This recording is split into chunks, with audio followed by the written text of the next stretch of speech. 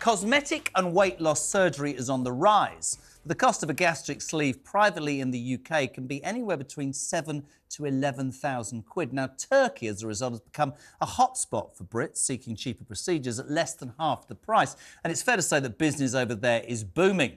There's an estimated 400 people a day flying out for operations, and we want to know, is it safe? Since 2019, at least 7 Brits have died following botched weight loss surgery abroad, but many people have had successful procedures. We should say this. Now, the NHS warns about heightened risks of operations abroad and stresses that health standards and qualifications are in no way on a par with the UK. And just as a warning, some of these images, and I'm being honest, might be distressing. We have reached out to countless people who flew to Turkey for gastric bans in a desperate attempt to lose weight, but for many, it didn't go to plan, and the process has become too painful for them to talk about on air. However, this is Jeremy Kyle Live, and in a moment we will speak to someone who not only went for a gastric sleeve procedure in Turkey, but wants to share her experience. Sophie and Atik, but first I want to start with another procedure so many of us, it seems, are desperate for, and it's that perfect set of pearly whites. Amanda Turner flew out to Turkey with the promise of returning with her dream smile. From the outside, the surgery looked like a success. Her new teeth were indeed straight and white, but the pain she was left with was literally unbearable. It's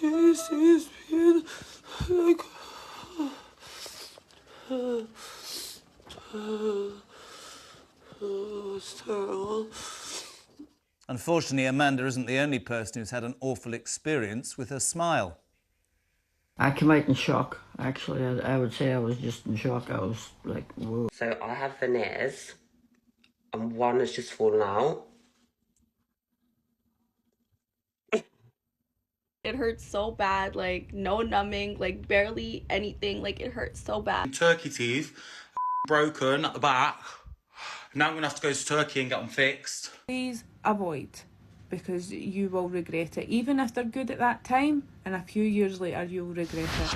Amanda joins me now, along with her dentist, who faced the mammoth task of fixing the damage she was left with, Dr. Rona Iskander. Let's start with you, Amanda. Welcome both. Thank you very much indeed. Why did you choose to go to Turkey in the first place? I went to Turkey because I had missed my dentist appointment at Belfast, and the waiting list because of COVID, it was quite long, and I would have had to wait quite a long time for another appointment.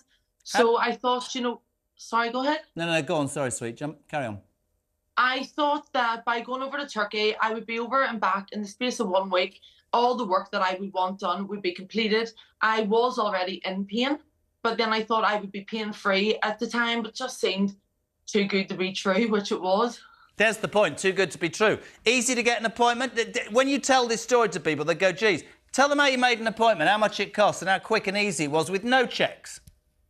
Well, I went on to Facebook and Instagram, and I kept seeing this same dentist, the one who I used. It just kept coming up. Because of the time of year that I went, it was off season. So I looked at other prices of places, and they were like £2,400, £2,600. The one that I chose, they were £3,050. So I thought to myself, you know, that little bit extra than what the other dentists were charging, that surely it was going to be a better one. What was it you went for? Just very specifically, veneers, the whole teeth with veneers, yes? Shaved down and veneers on top, yes? Yeah, yes. Well, I was led to believe that I was going to have root canal treatments in 28 individual crown teeth. What went wrong specifically, and how much did it hurt? Well, what went wrong was I didn't get the treatment that I had arranged. I have a receipt for the treatment I should have got.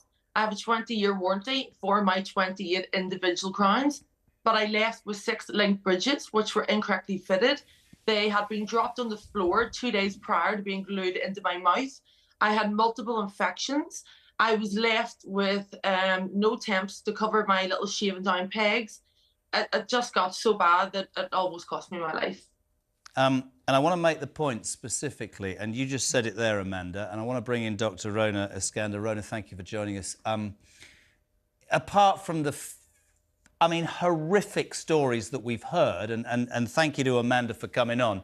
No checks, Sell a dream on Facebook or WhatsApp, no medical records, no aftercare, no consideration for the mental impact, going to some, I don't know, cowboy in Turkey. You had to deal with Amanda when she came back.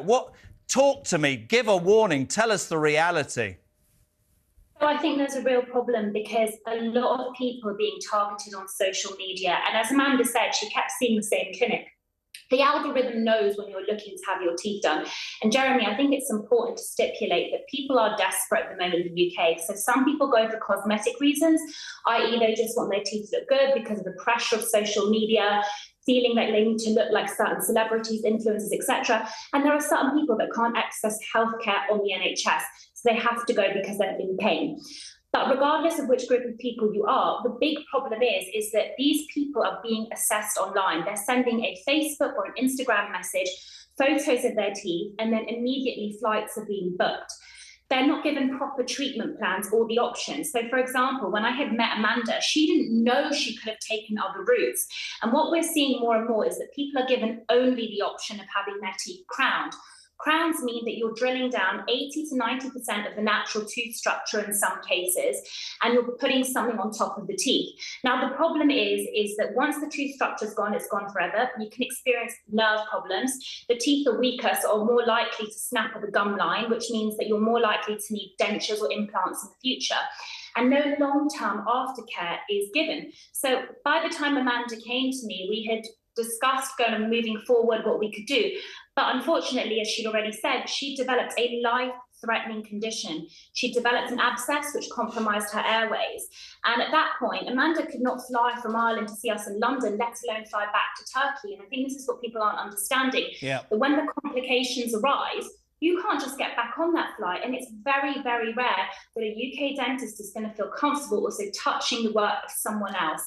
Rona, I'm going to have to jump in very quickly, and you speak so brilliantly.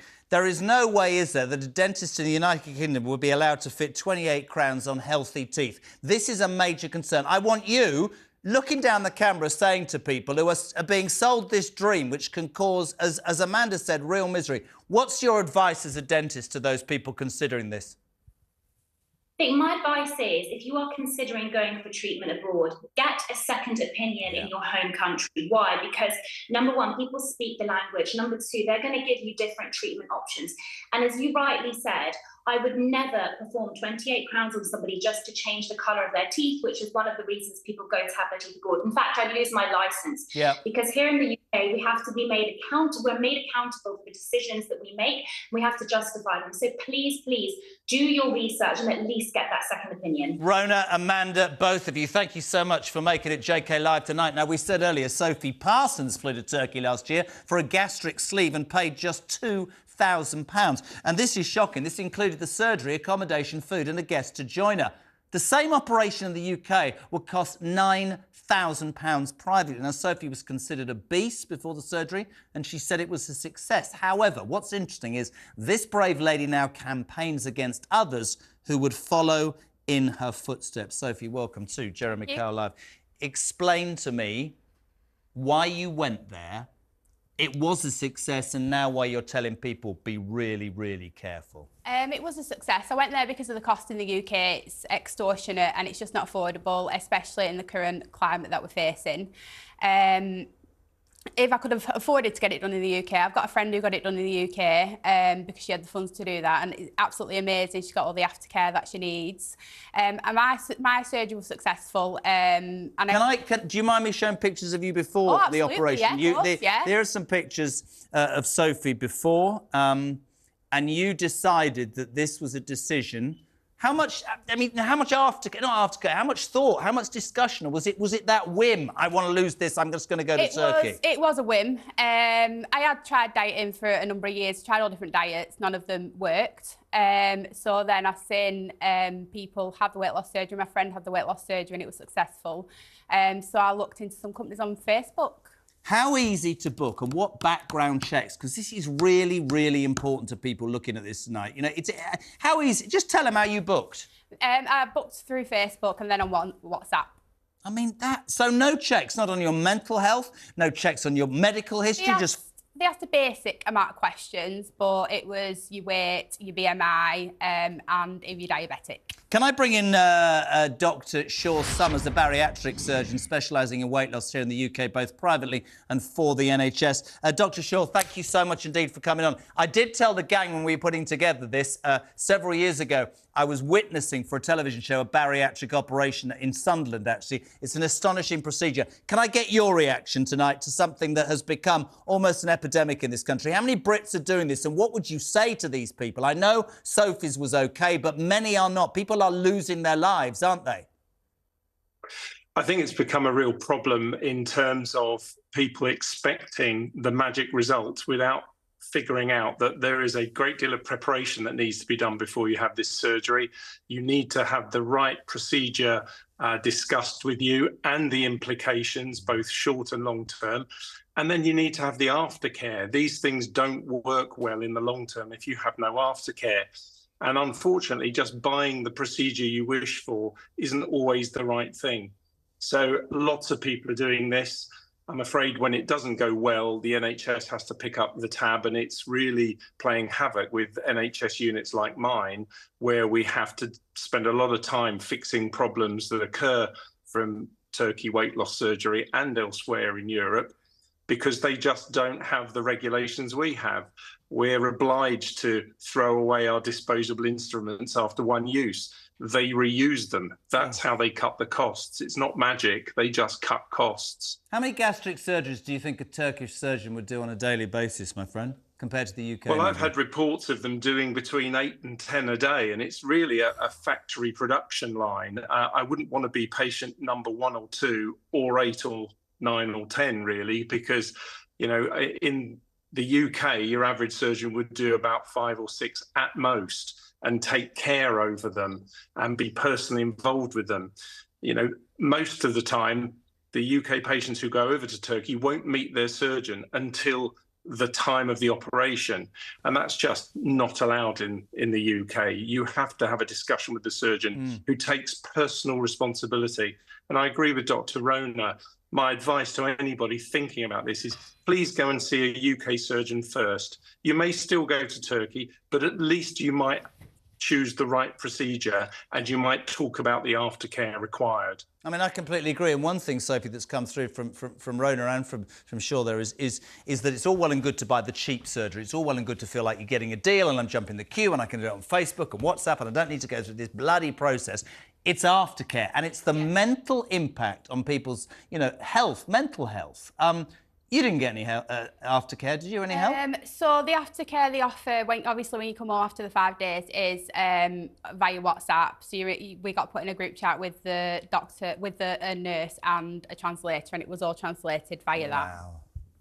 I mean, were there moments when you were, you know, back in England concerned for your health, fearful of reaction or whatever? I was fearful through the whole thing about any side effects or anything that may go wrong, because there weren't as many cases you heard of as it going wrong when I did it. However, there is now. I was concerned. However, the more time went on, I wasn't as concerned because, like, I healed great. Was it worth it?